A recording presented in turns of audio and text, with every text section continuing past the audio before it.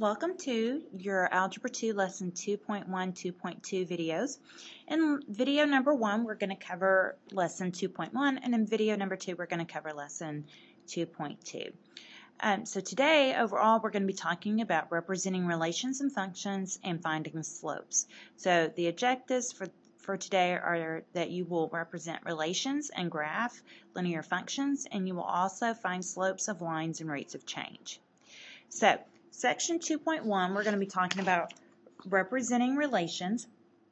And as you can see on your note sheet, a relation can be represented in the following ways. As just a list of ordered pairs, okay, where you've got your little x, y ordered pairs to represent the points in the relation. Or you can make a table where you've got your x values listed out and your y values listed out.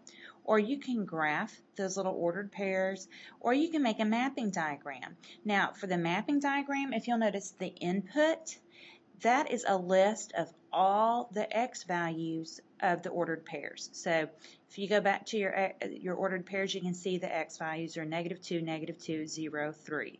So for the input bubble, we put in -2. We only need to list it once, even though it's in two different ordered pairs.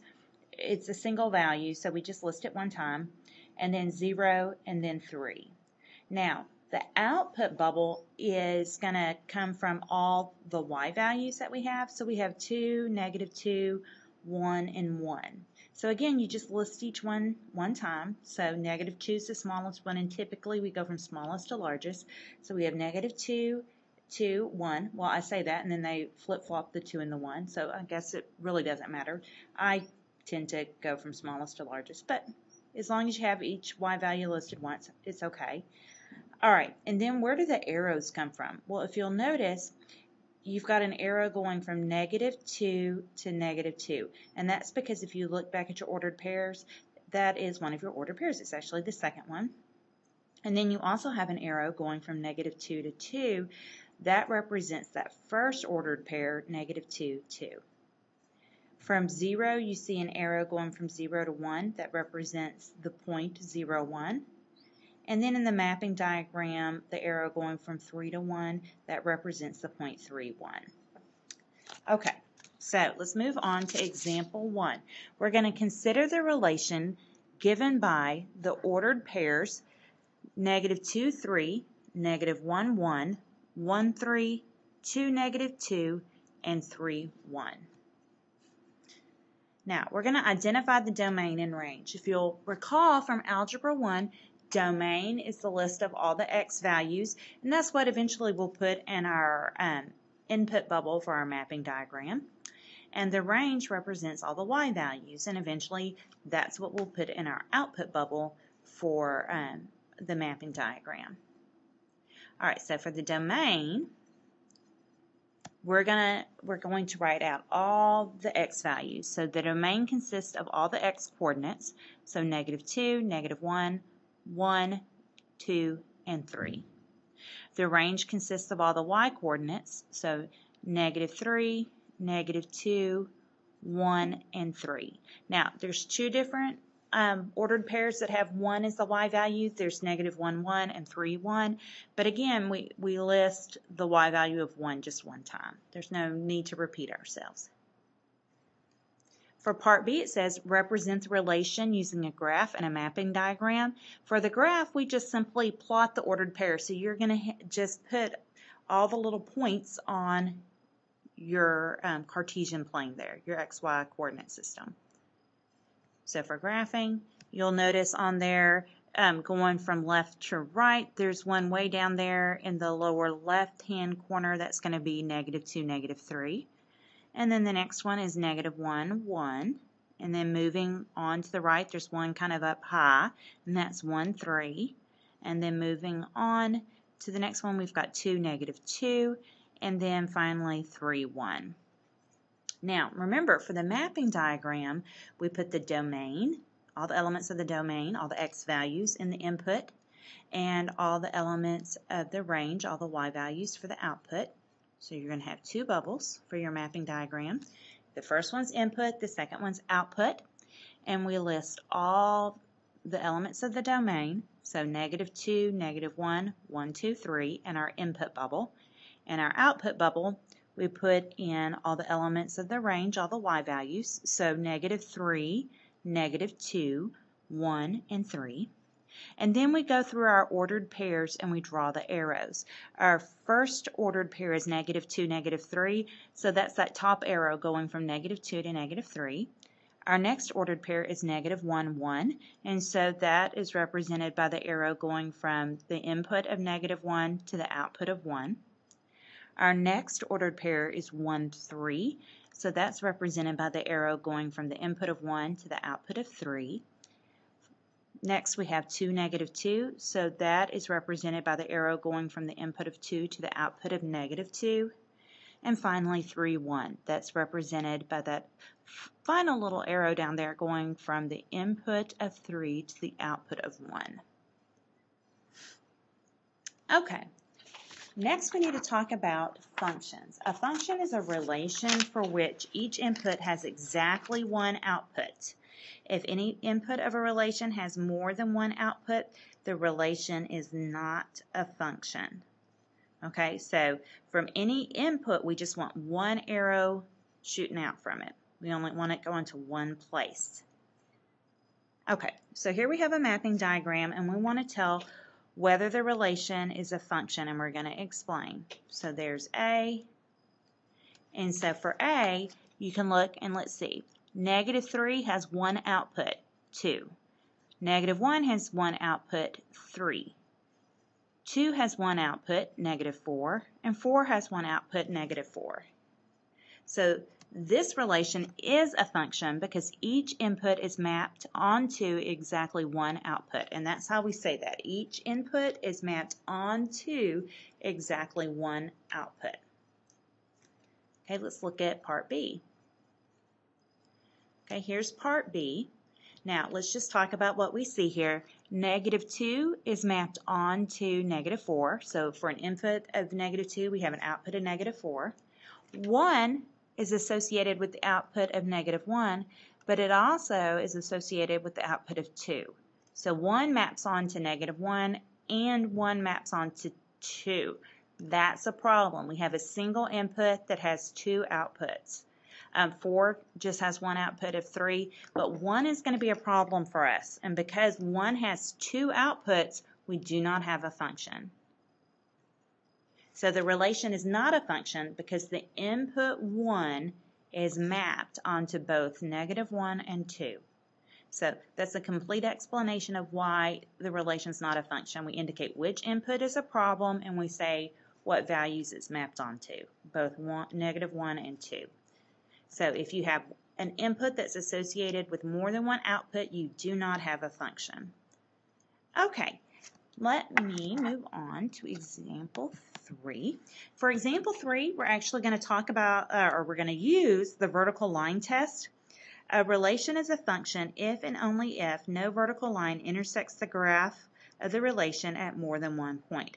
So on the left there we have a function because no matter where you draw a vertical line, it's only going to hit that upward opening parabola in one place. On the right, we do not have a function. We have a right opening parabola, and if we draw a vertical line anywhere where x is positive, we're going to hit 2 points. So that means it's not a function. And the reason that means it's not a function is because for an x value like x equals 1, if you look up, there's a positive value of y that a vertical line would hit, but then it would also hit a negative value of y. So there's 2 different values of y for x equals 1. And so one input has more than one output. So that's a problem. So that's why the vertical line test works. So let's look at an example. It's involving basketball. The first graph below plots average points per game versus age at the end of the 2003-2004 NBA regular season for the 8 members of the Minnesota Timberwolves with the highest averages. The second graph plots average points per game versus age for one team member, Kevin Garnett, over his first 9 seasons. Are the relations shown by the graphs functions? Explain. Okay, so let's look at them. So On the left, we've got the team graph. Okay, across the horizontal, we have age in years. On the vertical, we have the average points. And so we can see that someone who is 27 had 10 points, someone who's 28 had about 24 points, and someone else who was 28 had about 8 points. There's actually 2 people there with 29 that have one about 6 points, one about 7 points.